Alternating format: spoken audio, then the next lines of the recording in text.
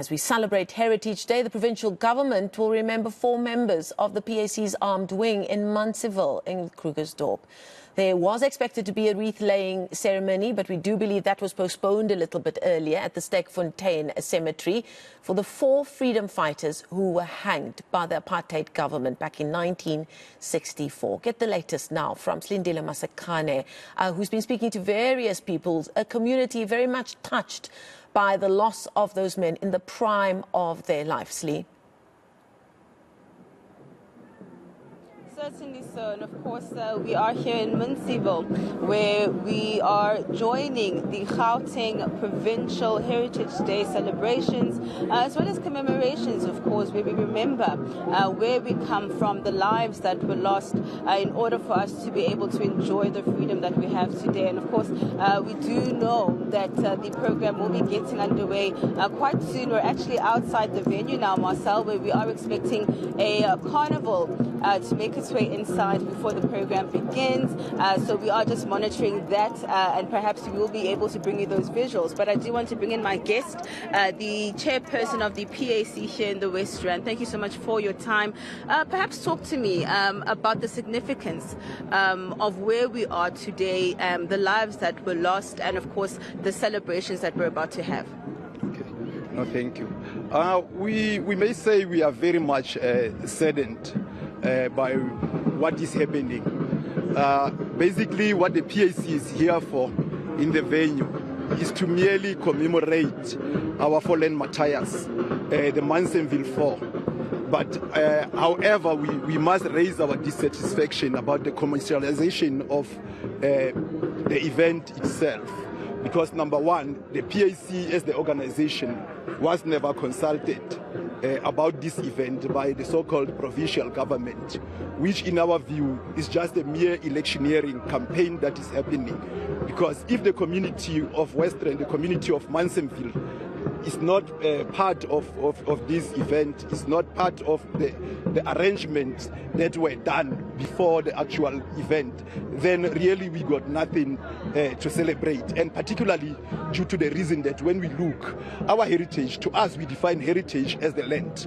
And in absence of that being dispossessed as previously, then the situation is still the same. Therefore, we really have nothing to celebrate because heritage is the land, and everything, development that may come, or even the future itself, is centered around the issue of the land. So landless as we are, it will be disingenuous of us to say really we have something to celebrate. Because even when we are gathered here, just down the road here, there is land dispossessions, there is evictions that are happening that are being conducted by the so-called minings and the foreign direct investment, international and multinational companies that are coming into our municipality here in Mogale City. So we are still faced by squalor, we are still faced with poverty and unemployment. Really then there is nothing for us as the PAC to celebrate. The only thing that we are here for is to commemorate our fallen martyrs, the Munsieville 4. That is our submission. Yeah. And then talk to me about the Munsieville 4.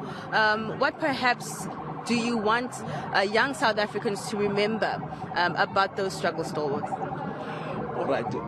What we want the younger generation to remember is the conviction and the commitment that Munsieville shown towards the national liberation of South Africans in general, but in particular, they fallen fighting for the land, fighting for the restoration of the land of the African masses back to the original owners.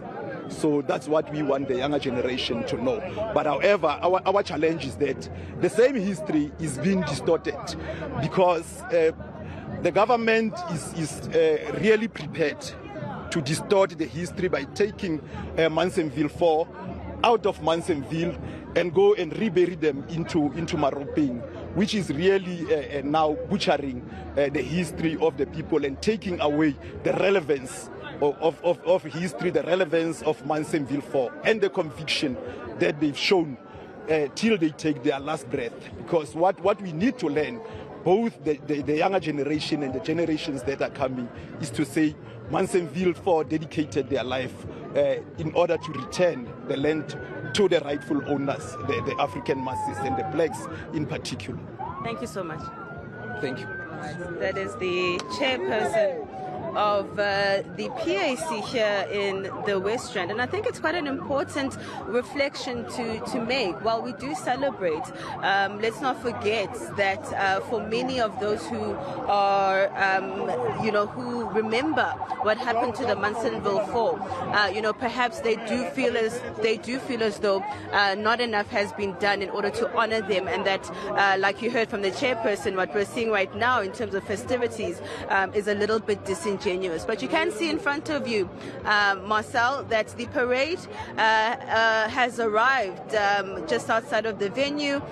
We are told that about 1,200 locals are participating in this parade, where we're, of course, showcasing our different cultures, our different religions, and we are expecting that the program will be getting underway any moment from now. I do see that the parade is being led by the MEC for Sports, Arts and Culture here in Gauteng. She's expected to give the keynote address, and we are, of course, also expecting musical performances, cultural performances, and inside the venue as well, we've got different government services that have been made available to the residents and those coming to participate with the festivities. Housing is here, we've got health that's also here, but in essence what we are expecting is that we're going to see just a celebration of who we are as South Africans. That update being brought to us by our senior reporter Silindelo Masikane with these live pictures from Munsieville in Krugersdorp this morning.